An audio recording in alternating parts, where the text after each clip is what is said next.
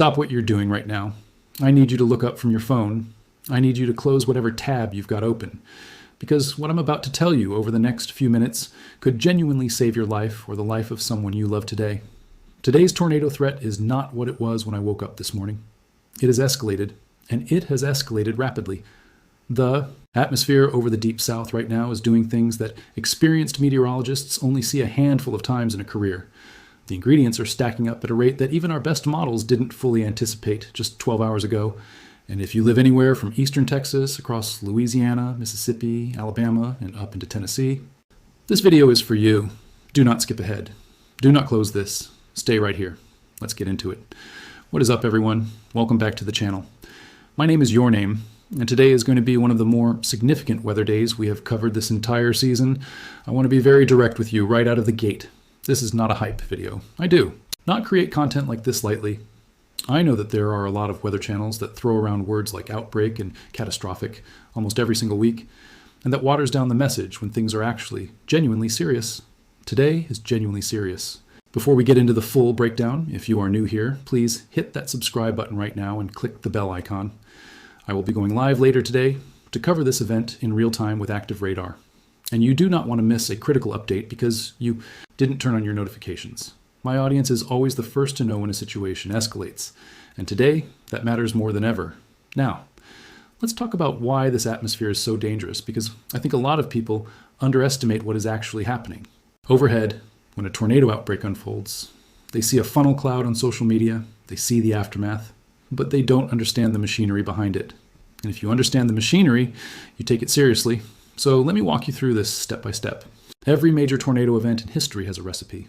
And today's recipe has every single ingredient in it, measured out in dangerous proportions. First, let's talk about moisture.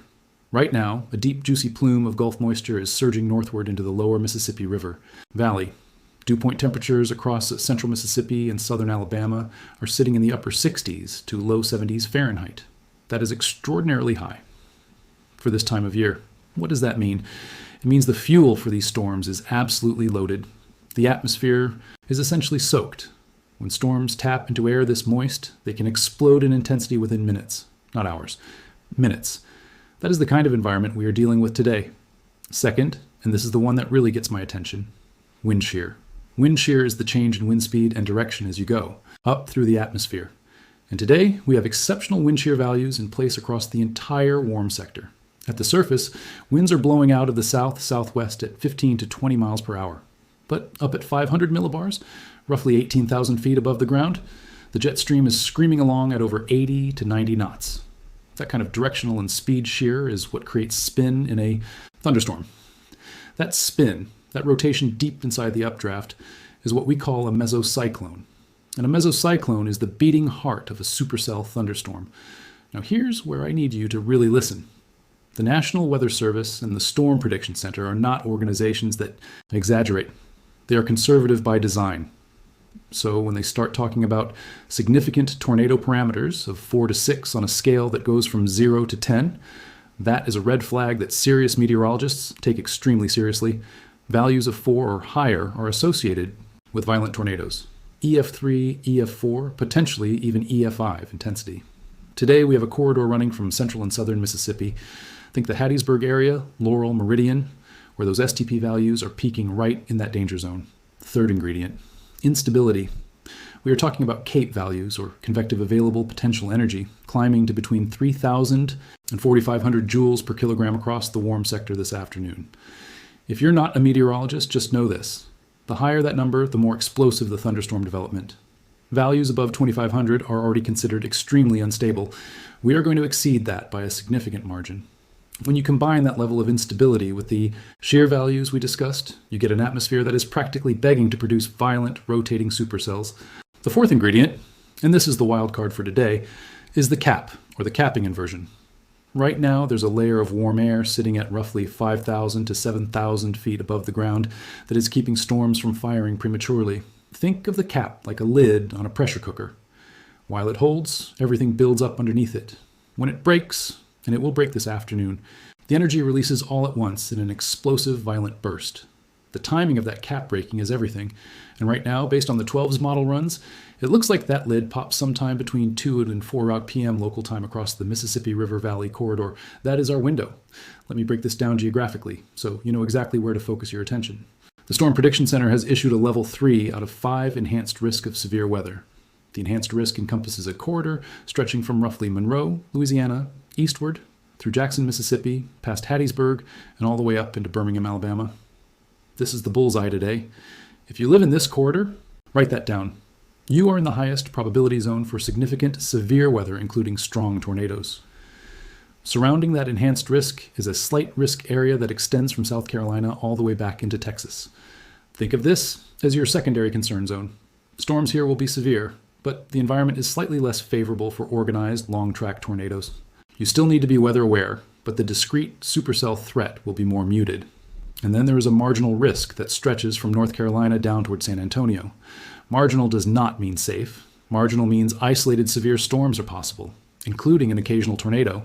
Now here's what I really want to zero in on, and pay close attention here because this is the part that worries me the most today. The SPC has placed a hatched significant tornado area, what we call the SIGTOR parameter, across a specific corridor from eastern Texas through Shreveport, Louisiana, Jackson, Mississippi, and into western Alabama. The hatch marks on that map represent a greater than 10% probability of a tornado occurring within 25 miles of any given point. That may not sound like a lot, but in meteorology, that is considered an elevated serious threat. More concerning is that SPC forecasters were actively discussing whether to upgrade the tornado probability to 15%, which would have triggered a moderate risk designation for tornadoes specifically. The only thing holding that back right now is uncertainty about cloud cover. That's the wild card, and I will come back to it in a moment. Here's what I keep coming back to when I look at this setup. We have seen events with less impressive environmental parameters produce significant tornado outbreaks. Today, we have a setup that rivals some of the more notable outbreak days in recent memory. The May 2024 outbreak event saw STP values just barely cracking 14 across Oklahoma before producing violent EF4 tornadoes near Barnsdall and Bartlesville. Today, we're not at that level in terms of STP, but we are in a zone, STP between 4 and 6, that has historically produced intense, damaging tornadoes. I want to spend a minute on this because it is genuinely the difference between a bad day and a catastrophic day.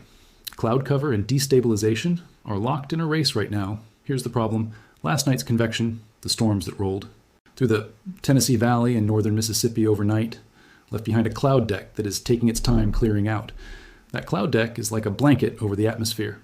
It keeps the sun from heating the surface, which slows the development of surface-based instability. And you need surface-based instability to get the most dangerous supercells. If that cloud deck clears out by noon or 1 p.m., which some of our more aggressive high-resolution models are suggesting, then we have maximum destabilization going into the afternoon hours when those supercells fire. That is the high ceiling scenario. That is when we talk about a true outbreak day. If the clouds linger until 3 or 4 p.m., the environment is still dangerous, but storms will be fighting slightly elevated convective inhibition. The tornado threat doesn't disappear. It just gets narrowed down to the most intense, most organized supercells that can punch through that resistance. So the low floor today is a handful of significant tornadoes, damaging wind, very large hail. The high ceiling today is a multi-storm, multi-tornado outbreak event with the potential for long-track, violent tornadoes producing EF2 or stronger damage across a wide corridor. I want to be honest with you. I cannot tell you with certainty where today lands on that spectrum. No one can at this hour. What I can tell you is that the environment does not need to be perfect for people to get hurt. It just needs to be good. And today, it is very, very good. Here's another critical detail you need to understand about today's tornado threat specifically. The storms that develop this afternoon are going to be high precipitation supercells. Now, if you're a weather enthusiast, you know exactly why that's alarming. For those who are new to this, let me explain. Supercells fall into 3 categories: classic, low precipitation, and high precipitation. Classic supercells are the gorgeous, photogenic monsters you see on storm chaser videos, massive, sculpted, with clearly visible wall clouds and rotating lowerings that you can see for miles. Those are actually safer from a public warning standpoint because you can see them. High precipitation supercells, HP supercells, are different. They are rain-wrapped, obscured by heavy precipitation. The mesocyclone, the rotation, the wall cloud, all of it is hidden inside a curtain of rain. You literally cannot see a tornado that may be on the ground inside one of these storms. It is invisible. It appears on radar. You can see. Now, the hook echo, you can see the tight rotation, you can see the debris signature, but to the naked eye standing in its path, It looks like a dark, rainy sky. This is why I am so emphatic about shelter-in-place behavior today. If you are under a tornado warning in this environment, you do not go outside to look for it. You do not stand on your porch trying to see where it is. You do not film it from your car window. You get to your shelter immediately, lowest floor, interior room, away from windows, and you stay there until the warning expires or you hear the all clear. Our precipitable water values today are extremely high, running 1.8 to 2.1 inches across the warm sector. That is the technical measurement of the total water vapor content of the atmosphere. High PWatt values mean heavy rain, reduced visibility, and that dangerous rain wrap phenomenon we just talked about. Any supercell that produces a tornado today will very likely be the type you cannot see until it is too late. This is not meant to scare you. It is meant to prepare you, because prepared people survive. Let me walk you through exactly how I see today's severe weather event unfolding from start to finish. This morning, now through 12 p.m. Right now, scattered showers and a few rumbles of thunder are working through portions of East Texas, northern Louisiana, and into northern Alabama. Some of these storms will be capable of isolated hail and maybe a 50-60 mph wind gust, but this is not our main event. This is the warm-up act. The key things happening right now are moisture loading. The Gulf surge is continuing to push northward in, and the strengthening jet stream is already beginning to tighten up the upper-level wind profiles. Early afternoon, 12 p.m. to 2 p.m., things start getting interesting. We'll see more numerous storm development, especially east of the Mississippi River. The environment is still somewhat capped, but the solar heating is working against it. By noon or 1 p.m., depending on how quickly skies clear, we should start seeing surface temperatures climb into the mid to upper 70s across Mississippi and Alabama. The dew points will hold in the upper 60s. That combination means we're watching Cape values rise sharply. Any storm that goes up during this window will be capable of damaging hail and gusty winds, and a brief tornado is not out of the question. Peak threat window, 2 p.m. to 7 p.m. This is the danger zone. Mark it on your calendar. Mark it in your head. Tell your family. Between 2 and 4 p.m., I expect the cap to break across the Mississippi River Valley. When that happens, we are going to see supercell thunderstorms explode to life along a corridor from roughly Monroe, Louisiana, northward along I-55 through Jackson. These are going to be discrete, isolated supercells, the most dangerous type. Not lines, not clusters. Individual rotating storms with room to breathe, warm, moist inflow, incredible instability, and tremendous wind shear. These are tornado machines. By 3 RPM, any rotating storm in this environment is a tornado-capable storm. I want you to remember that sentence. Between 4 and 6 p.m., the threat reaches its absolute maximum. We will see supercells trying to become extremely well organized near the Jackson, Mississippi area and extending eastward toward Meridian, Hattiesburg, and Laurel. That specific corridor, central to southern Mississippi, is where I have my greatest concern for a significant long-track tornado today. The significant tornado parameter values in this location are peaking between 4 and 6, which historically correlates with EF2, EF3, and in the worst scenarios, EF4 intensity tornadoes. At the same time, supercells will be developing near Birmingham, Alabama. These will likely be staying just north of the deepest moisture and instability, so the tornado threat there is more limited, primarily large hail and gusty winds initially, but that changes as the storm systems progress east. Evening transition, 7 p.m. to midnight. As we head into the evening hours, storms will begin to consolidate and cluster together. You're going to start seeing more linear features, squall lines, bow echoes, replacing some of the individual discrete supercells. This transition brings with it a new threat, widespread, damaging, straight-line winds. We're talking gusts of 60, 70, maybe 80 miles per hour across a swath from Louisiana through Mississippi, Alabama, and into Georgia. If you have anything in your yard that can become a projectile, trampolines, lawn furniture, loose wood, anything, get it secured before 5 p.m. However, and this is important, even as the storm mode evolves toward a more linear system, I do not expect the tornado threat to completely disappear. Any supercell that manages to stay discrete on the southern end of the cluster system will still be capable of producing tornadoes, particularly near the Gulf Coast of Alabama and Mississippi during the overnight hours. By early Thursday morning, we should see things quieting down across most of the southeast. I have been talking a lot about tornadoes because that is the primary concern today, but I do not want you to lose sight of the other significant threats through Shreveport, across Jackson, and into western Alabama. What this means, practically, is that hail up to the size of baseballs, when we're talking 2.75 inches in diameter, is possible with any discrete supercell that fires up today. Baseball-sized hail does not just dent your... If you are outside today, anytime between noon and midnight, and skies are darkening to your west or southwest, get inside. Do not wait to see the hail. By the time you can see it, it is already too late to protect yourself or your vehicle. A well-organized bow echo thunderstorm complex can produce embedded circulations called bookend vortices, and these can generate tornadoes with almost no warning. More broadly, the leading edge of this system is going to push forward winds of 60 to 80 will be significant. Tree damage will be widespread. If you live in a mobile home or manufactured housing in any part of this corridor, please make plans now to shelter in a more substantial structure tonight. When I say the threat is rapidly escalating, I don't mean that meteorologists missed something or got it wrong earlier. The cascade of atmospheric conditions reaching their tipping point, and the rate at which a supercell is defined by its mesocyclone, a deep, persistently rotating updraft that can extend up to 40,000 feet into the typical supercell lasts 2 to 4 hours. Under the right conditions vary. Tornado. A tornado that stays on the ground for 30, 40, 60 minutes or more, covering dozens of miles. Those are the multiple counties, and there's only so much warning time that even the best forecasters can provide. The average warning time for a tornado in the United States is approximately 13 minutes. Today, with rain-wrapped HP supercells, that window may be even shorter for some locations. 13 minutes is not long.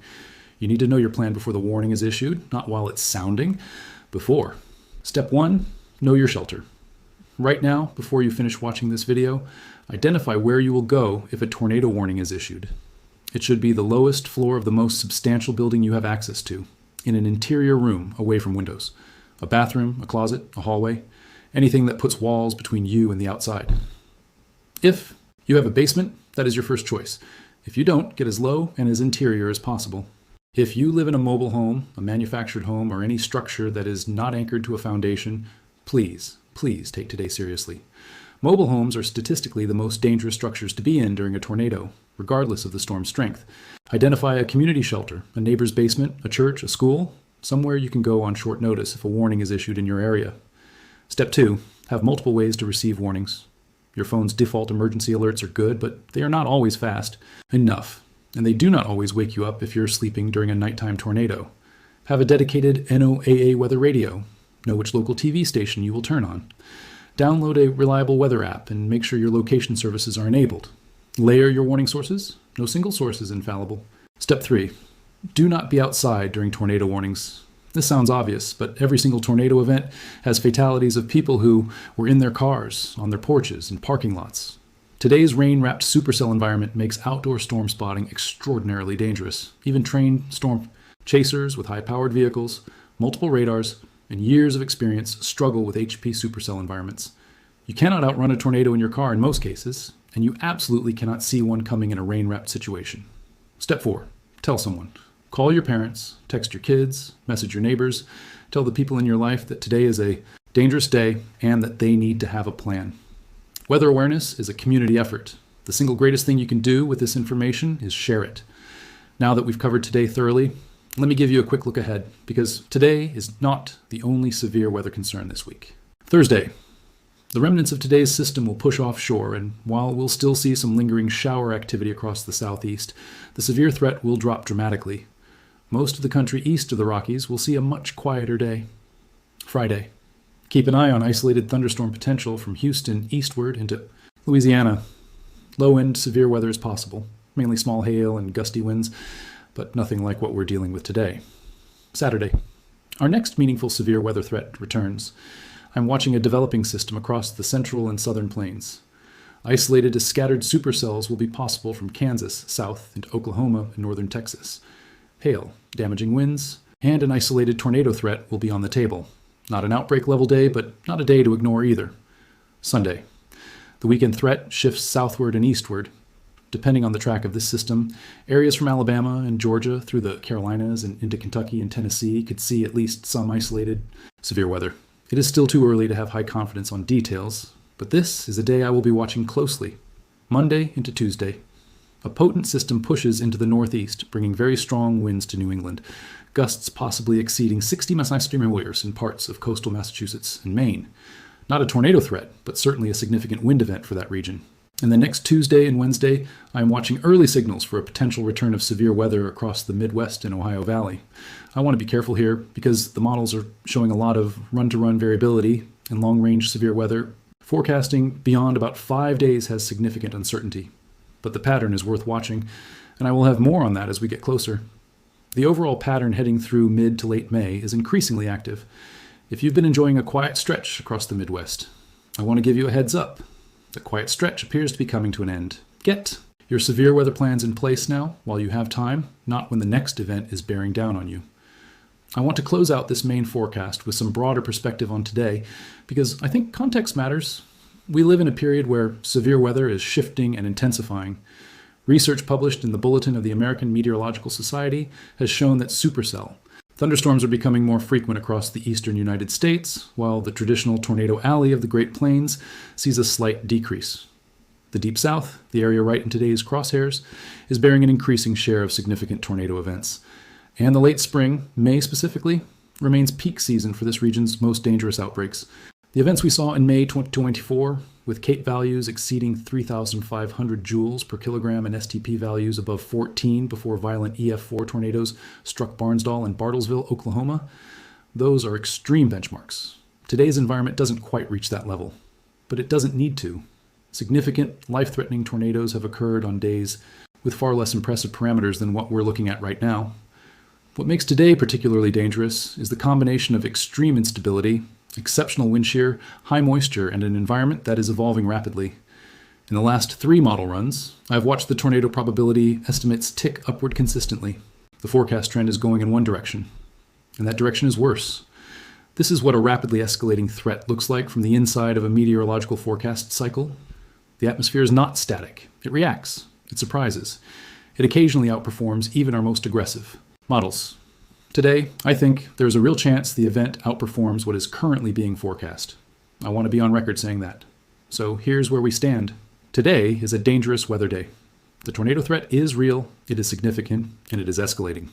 The Deep South from Louisiana through Mississippi, Alabama, and into Georgia is in the crosshairs. The peak threat window is 2 p.m. to 7 p.m. Local time with elevated risk continuing through midnight. If you take only 3 things away from this video, let it be these. 1. Know your shelter location right now before the storms arrive.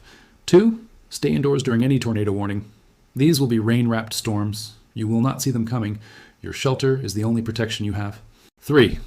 Stay informed. I will be going live later today with real-time radar coverage as this event unfolds. Hit that bell icon so you're notified the second I go live. I will not leave my desk tonight until this event is over, and I know my audience is safe. If this video helped you understand what's happening today, please share it. Share it with anyone who lives in the threat zone. Share it with family, friends, neighbors. Weather preparedness is not a solo sport. It is a community effort. And the more people who understand the danger, the better the outcomes when these events strike.